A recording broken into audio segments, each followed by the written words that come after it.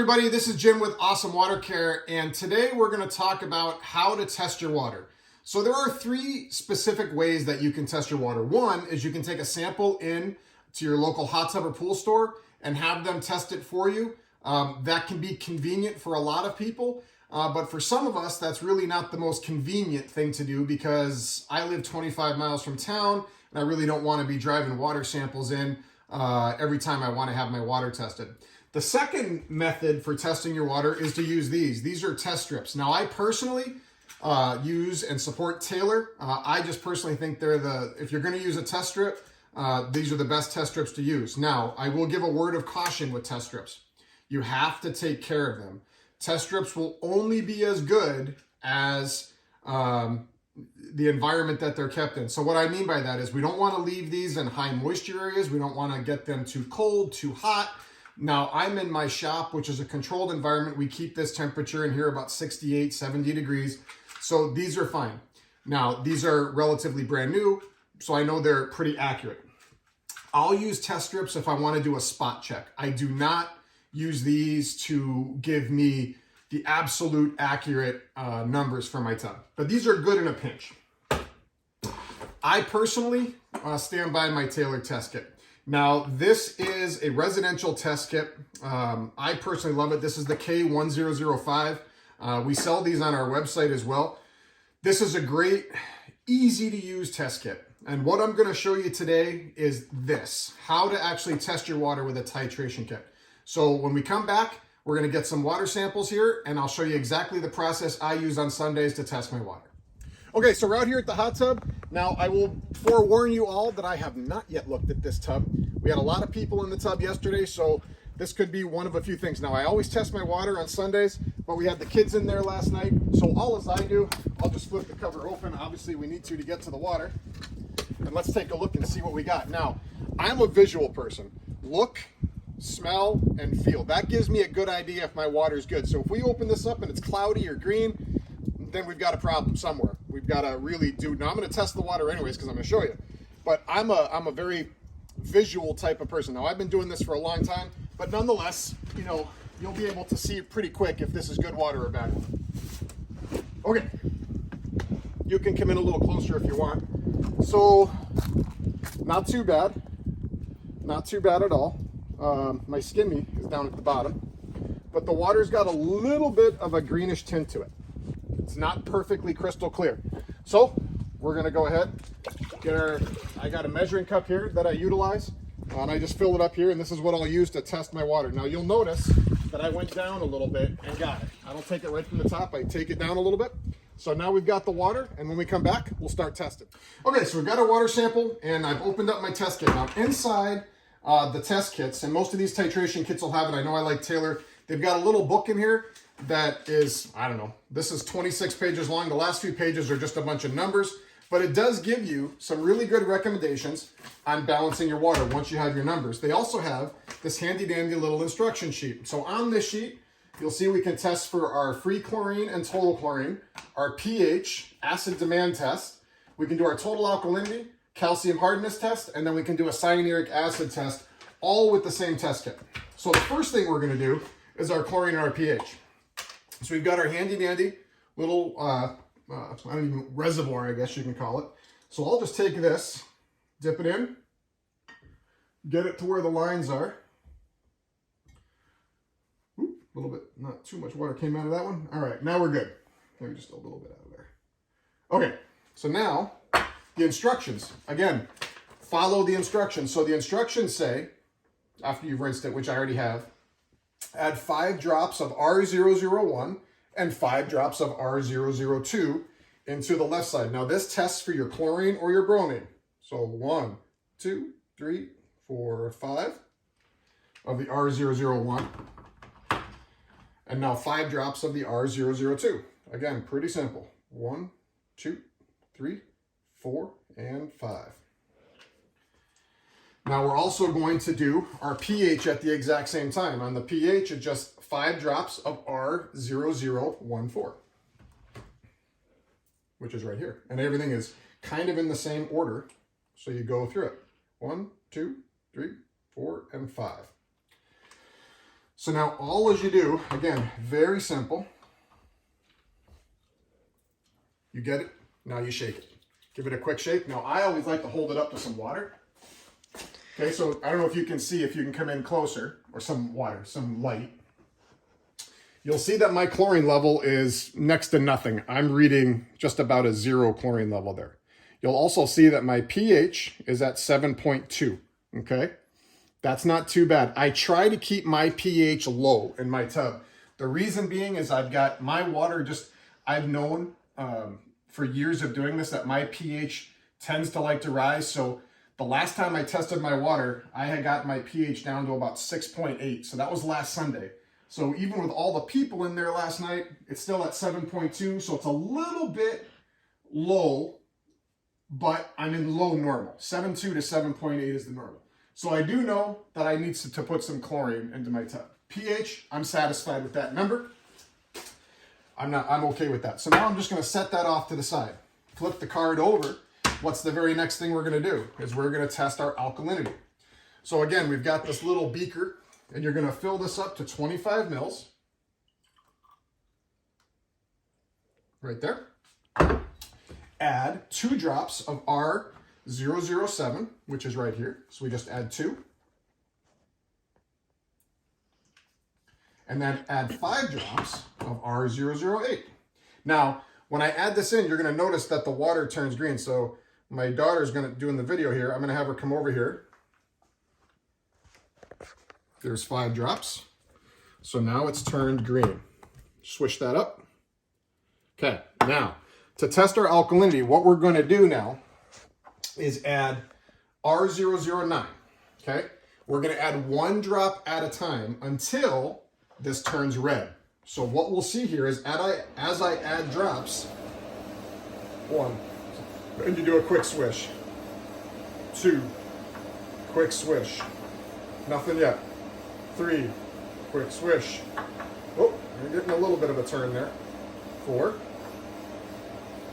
oh, getting a little bit, 5. So with my pH being a little bit on the low side, I'm going to go ahead and assume that my alkalinity is going to be low as well. 6. And look at that. So now it turned red. So I can add 1 more drop if I wanted to. It's not going to matter. But that turned red at 6 drops, between 6 and 7 drops. So now what you do is to raise or lower, multiply the number of drops by 10. So I had 6 drops until it turned red. 6 times 10 is 60. Now, I can go to my handy dandy booklet. If you don't know the information right off the top of your head, if you go right to the beginning of the book, go to page 16 for alkalinity. Now, ideal is between 80 and 120 parts per million. So I'm at 60. So because my pH is low, my alkalinity is a little bit low. I need now to raise my alkalinity up a little bit. I'm going to put that off to the side. So now I know that my chlorine is registering at basically 0. My alkalinity is at 60. Okay, so now we need to bring that up. Hence the reason why I've got my baking soda right here. Okay, now the next thing we're going to do is our calcium hardness test. I'm going to take this, I'm going to dump it into this measuring cup because I don't need that water anymore. Rinse that out a little bit. Okay, now I'm going to fill this back up. This is, 25. And we're going to do the exact same thing, okay, except we're going to use some different numbers. So now we've got to take 20 drops of R0010. 1, 2, 3,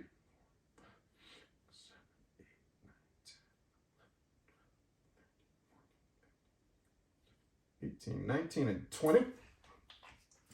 We add 5 drops of R011L.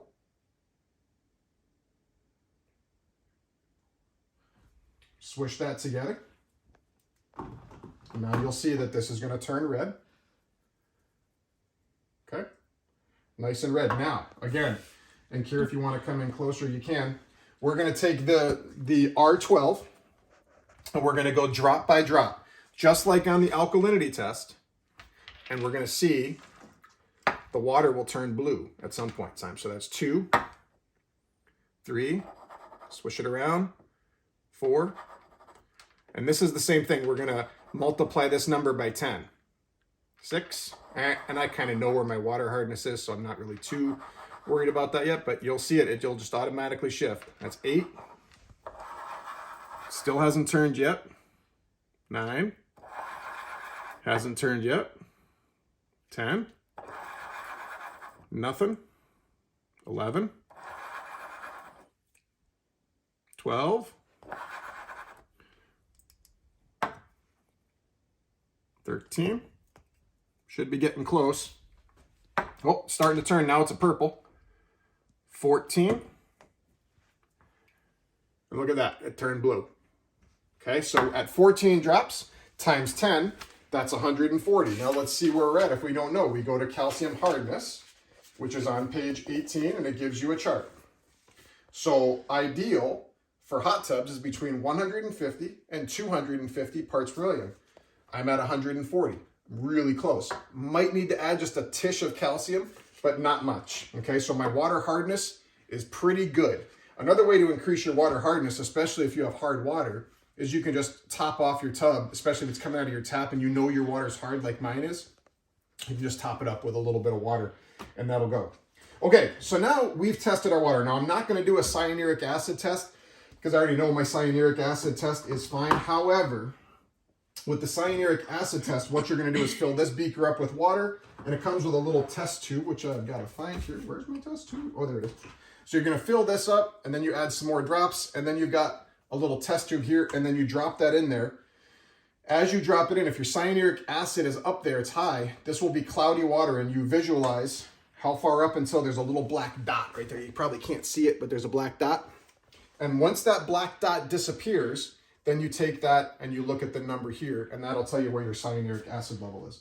Now I know that my cyanuric acid is 0 because I tested it last Sunday, so I'm not gonna test that right now. Okay, so we've tested our water, and what do we know right now? We know my pH is a little bit low, that's okay. My alkalinity is a little bit low, so we're gonna bring that up a little bit. Now, once I bring that alkalinity up a little bit, my pH is gonna come up a little bit as well.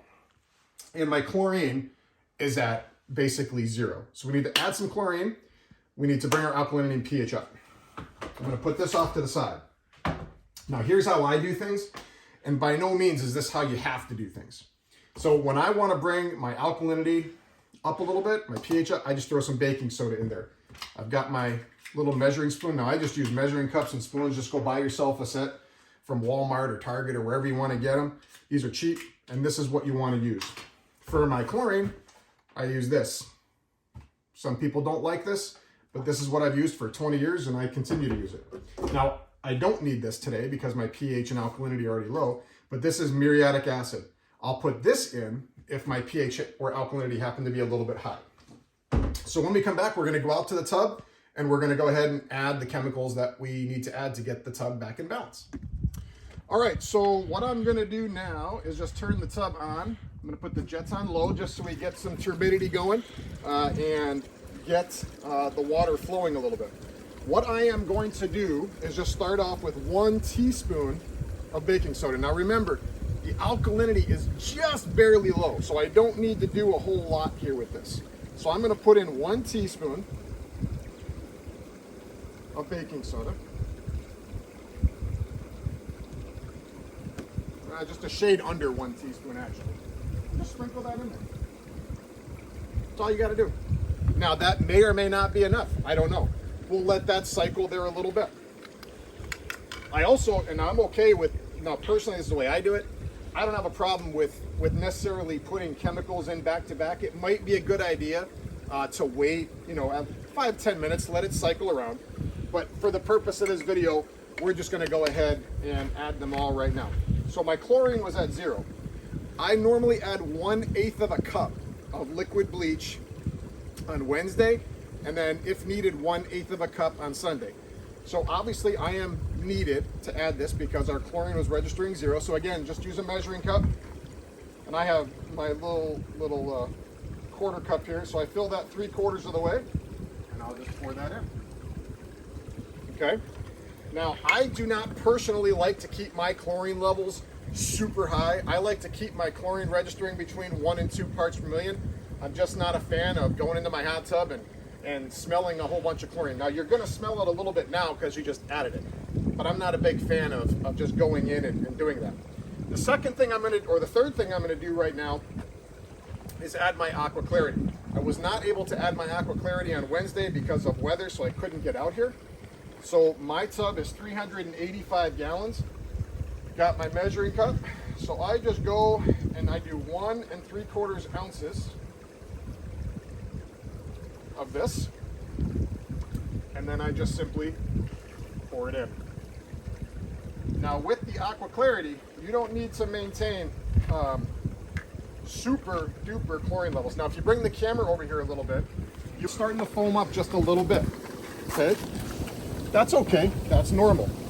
This is about what you should expect when you put in your Aqua Clarity. Just a little bit of foam.